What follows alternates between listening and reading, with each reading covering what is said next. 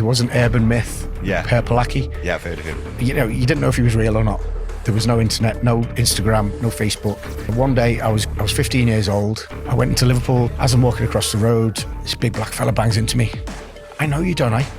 I was like, no, don't think so. And he said, what gym do you train at? I said, I train at home, and I train at Terry Phillips gym in Knowsley. He goes, that's where I know you from, that's where I train. Are you going to buy protein? I can get you a discount. So we go in the shop. I remember him looking a bit like shocked. And he's like, all right, the guy I know's not in here today. I'll take you to Tate's Health Food. Uh-oh. And I was like, no, I get my stuff from here all the time, so it's fine. You being racist? I was like, no. He's like, well, come with me then. What do you think? Yeah. I'm just trying to get you a discount, that's it. Anyway, we go to Tate's Health Food. Exactly the same thing happens. The guy says, hi, Andy.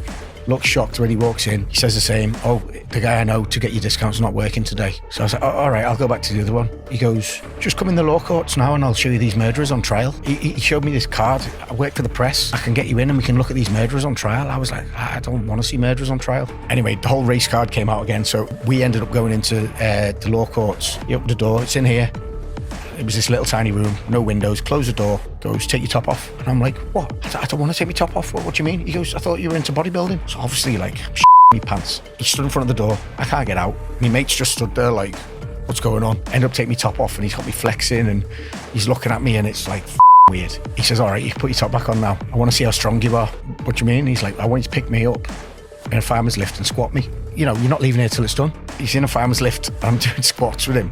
It's the weirdest thing. Put him down and I remember looking at him and he's out of breath and sweating. He was just like, he must have been enjoying it, yeah. Anyway, he wasn't stood in front of the door, so I opened the door and we legged it. Just ran away from him.